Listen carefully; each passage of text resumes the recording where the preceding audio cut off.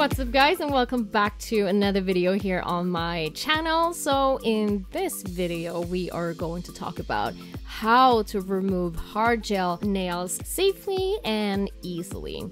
This is a video that has been highly requested, so I have decided to make a real-time video for you right here.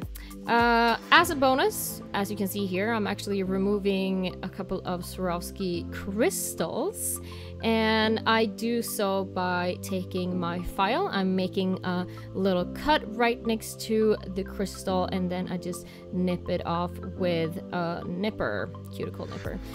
As you might understand, of course, you need a separate cuticle nipper to use for crystals, and then a cuticle nipper that you use for cutting the cuticles and hangnails with, because of course it's gonna get dull after a while, so you want to keep them separate, of course.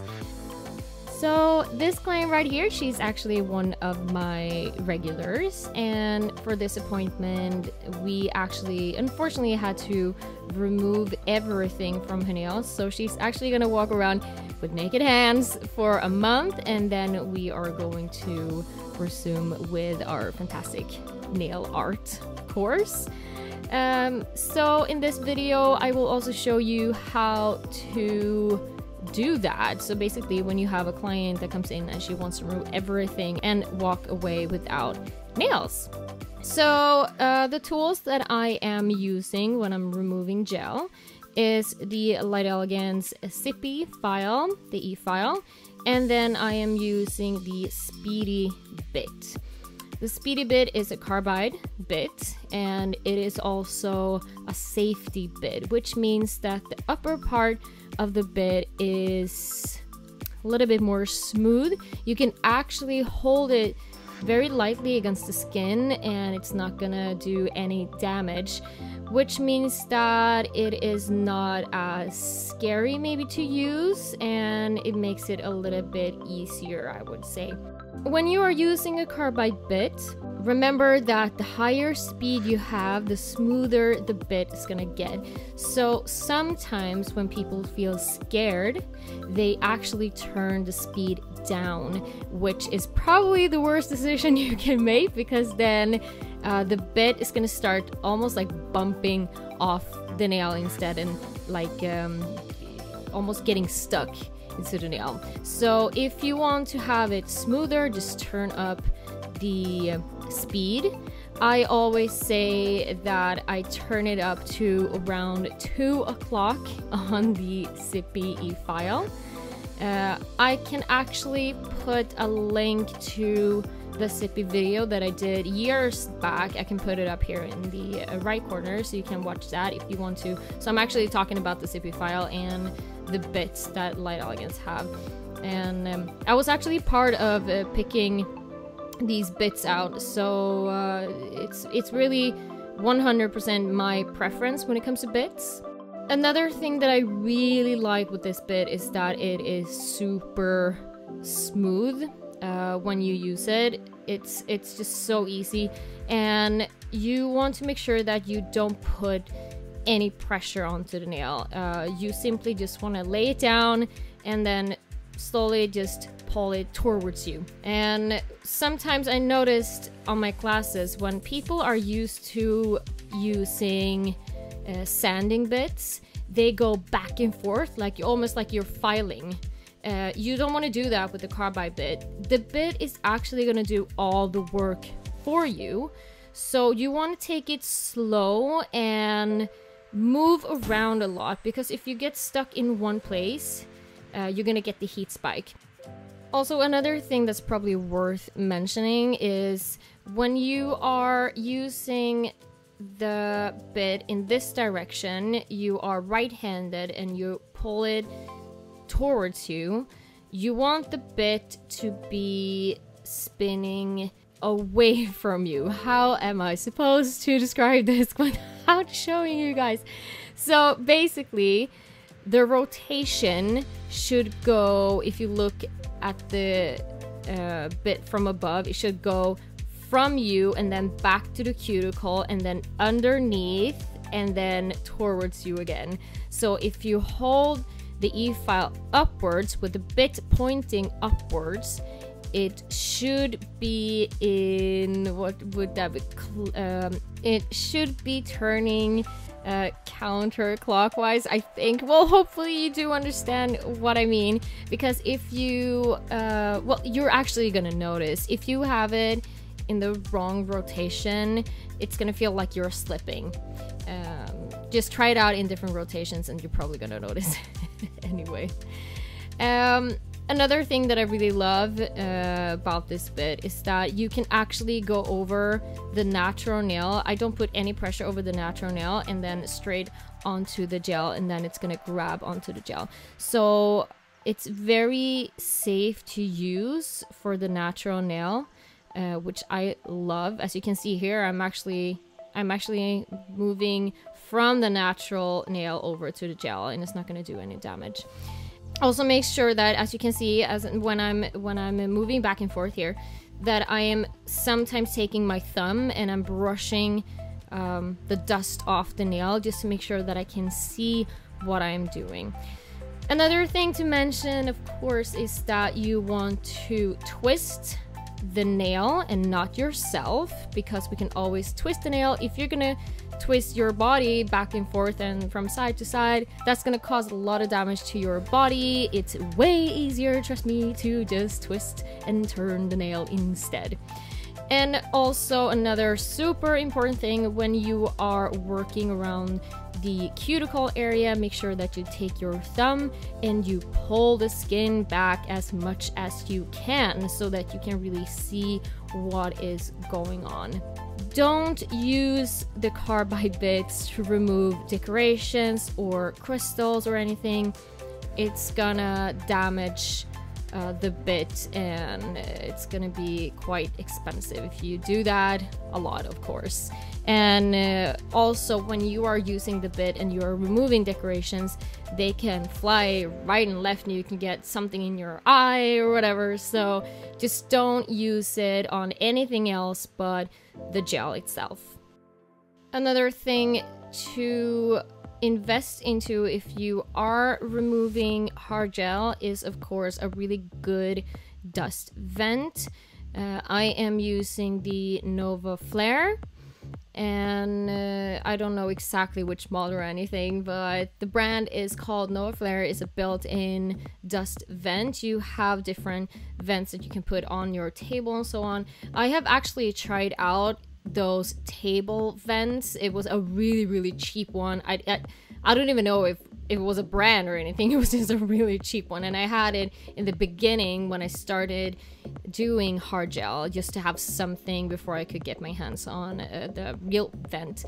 But it was really bad, and it had like a section, like, so if you were straight on top of it, it actually pulled the dust straight into it. But if you were like on the perimeter of the round vent circle, it flew straight out into the salon. It was really weird.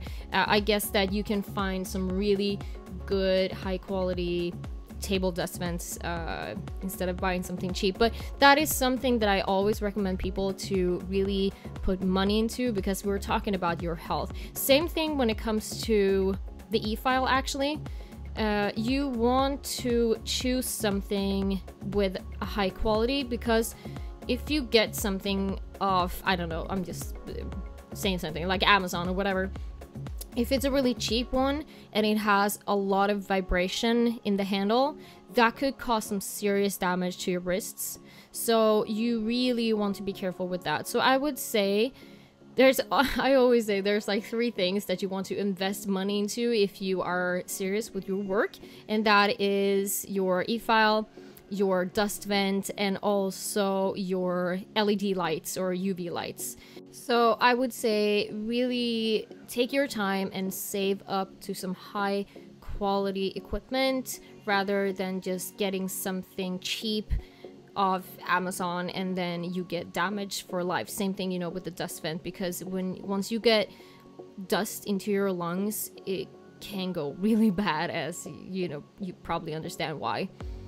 When you are looking into dust vents, there's actually another thing that you need to have in consideration, and that is you want the vent to be able to take the fumes as well.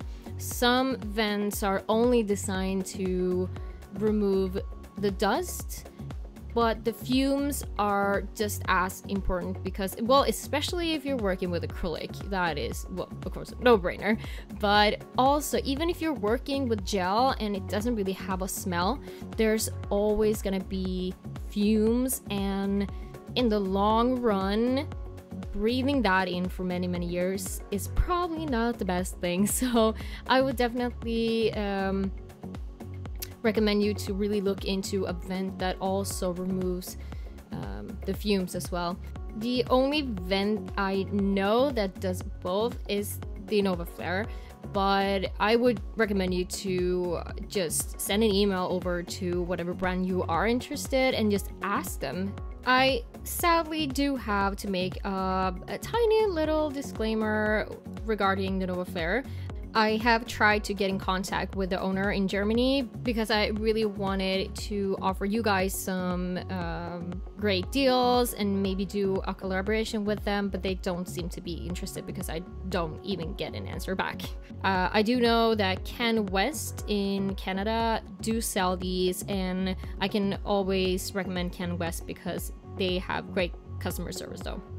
So now we have moved over to the sad part when we are cutting her pretty nails off, but you know, it has to be done. Every time you have a client that wants to remove everything, I do recommend to cut them down as much as you are allowed to anyway, you know, from the client's perspective. But I think the problem is that when you have walked around with long nails with gel on it, you are so used to that you can bang your nails into whatever and it's not gonna do any damage to them really. So once you remove the product and you keep the length, of course the natural nail are just gonna fly right and left because she is used to having the strength. So I always recommend people to actually take them down as much as they can and as much as they are comfortable with. So as you can see here, actually her pinky, she's been having some trouble with a little bit of onycholysis. It is so much better now, but we have tried to keep them short. She wants to have short nails anyway, so it hasn't really been a problem.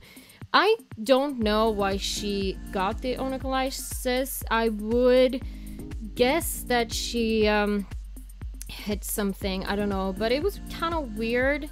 So I really don't have an explanation for that. We don't pinch her nails and things like that. So yeah, but anyway, it is growing back now, but you can still see a little bit. So another thing that I want to talk about is that once you remove gel or acrylic actually from the nails and you're gonna keep them natural like this, there are a couple of things that you need to inform your clients about. When you are wearing acrylic or gel nails, the moisture from the nail gets trapped inside the nail, which means that once you remove the product, the nail is gonna feel very soft and they're gonna feel like, oh my god, my nails are so thin, they're damaged. But it's actually kind of the opposite because they're filled with moisture. So for the upcoming, I would say 24 hours, that moisture is gonna start evaporating, and then after maybe 1 or 2 days, they're gonna get back to their normal, like, hard self.